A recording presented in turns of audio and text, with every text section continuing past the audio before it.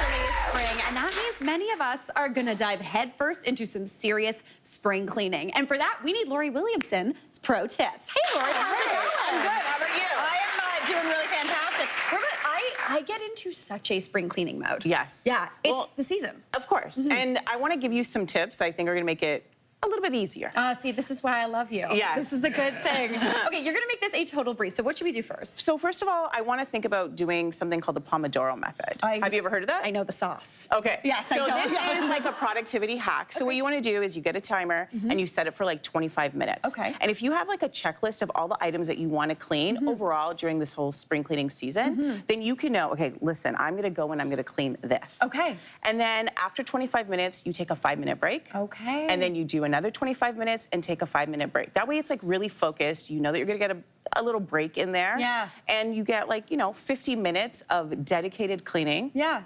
And makes it easier. I like this. You're like tricking your brain. Yes. You're like, don't worry, you're gonna get a break soon. Just do it. Yeah. Play some music. Yeah. That's also a really good hack. Totally. Just to kind of get you in the mood, or play a podcast. Yeah. Or watch a TV show. You're speaking my language. Yes. Okay, perfect. All right, next up you want to talk about airing things out. Speaking of making things a breeze. Of course. Yeah. So we've been locked up in our houses, stale air. What we want to do is open up the windows and get that really nice, warm spring air in and really air things out. But the thing that we have to understand is there's a lot of odors that are lingering throughout our house. So we have to think about how we get rid of them.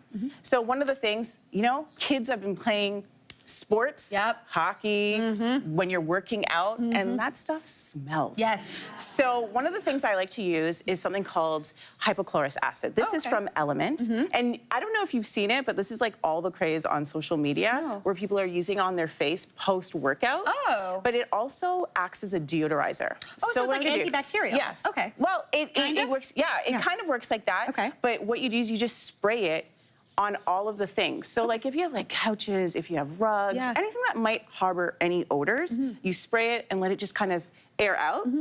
And it will honestly help to remove those kind of lingering odors. I have to get this for my husband's workout gear. Yeah.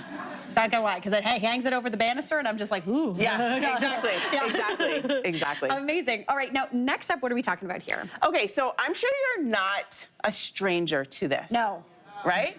People forget about this, and it is gross. Big time, right? So this is one of those things that you have to think about. When's the last time I cleaned mine? Your oven hood. Like the range hood that you have there? Right, so this filter, right? It harbors all of that food and that odor. And sometimes people are like, oh my gosh, how come my kitchen smells so bad, but I've cleaned it?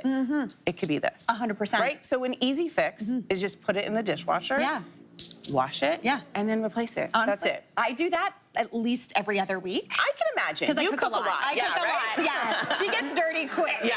Yeah. But it's true. It is true. This does phenomenal work, but if we're not taking care of it, then honestly, our house can smell stinky. Totally. Okay, perfect. So we've got that clean. Now, what about this is my least favorite thing. This I clean a lot. This I do not clean a lot. Which it doesn't surprise me because a lot of people just really neglect the baseboards. Yeah.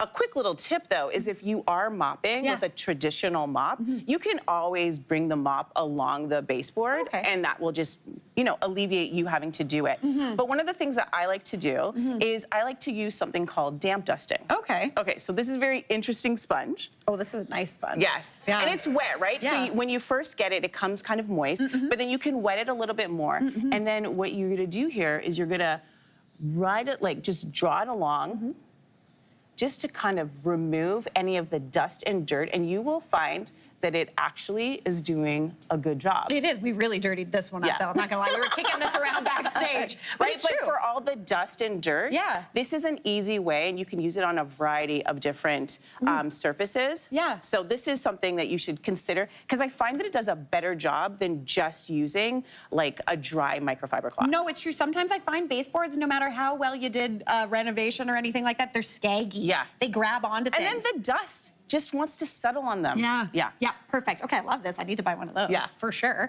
All right, now, speaking of dust, what about plants? I feel like this is something we forget about. Honestly, it is something. And dust is just settling, but this is like growth season for our plants. So you might notice, especially with large leaf plants, that it has dust. One of the things that I think happens to all of us with our socks, We lose them. We lose them, 100%. right? So why not use it as an opportunity? You can try on. I was gonna say.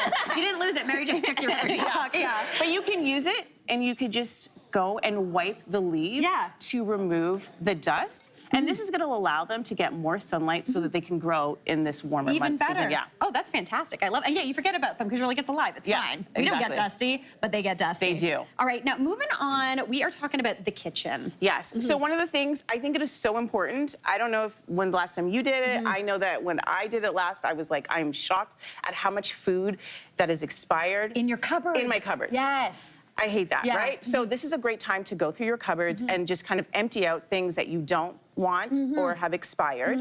And then it's gonna make it easier when it comes time to doing the next step, which is all about liners. But first, I think we have to talk about ovens. I know, we gotta get into ovens because ovens are the thing that I think no one cleans. Because you're just like, I'll do it later. No, you're not gonna do it later. Of course. Yeah. So there's a variety of different ways depending on the make and model of your oven. You can do self-cleaning. You can also use like the spray. Personally, I like to use something called like the pink stuff. It's a cleaning paste. Oh, okay, cool. And I like to use it with a non-scratch sponge, so it's like a scrub daddy. And I go in, this is like actually my I'm not gonna lie, of course this is your oven, it's so clean. No, it is so dirty. Anyways, but you go in and you scrub it, and then honestly, it does such a good job of like getting your oven nice and clean. But this is a great time to do that. And then afterwards, what I'm gonna suggest you use is an oven liner. I have these, I love these. I can't believe you have They're this. like my favorite thing in the world because then if you spill, you just take it out. You just take it out and you can actually put it into the dishwasher and it goes up to 500 degrees Celsius. So honestly, for most of our cooking, having an oven liner is gonna make cleanup easier. So tackle it right now and then protect yourself. And then you never really have to clean the bottom of your oven again, which is a delight. And then the other thing is, right, since we were in the cupboards, make sure you put a liner afterwards. That way spills, any crumbs, it makes it so much easier. And then you're good to go. Lori, I love this. My mom probably right now is in love with you because the first thing she did when I moved into my apartment was, Mary, you have to put liners in your cupboards. Keeps them fresh and new. It does. Oh, especially that first drawer. Why is it crumbs living there? Everywhere. Everywhere. Yeah, it's your cutlery and crumb drawer, for sure. Lori, thank you so much for helping us get there. Hey, Mary here.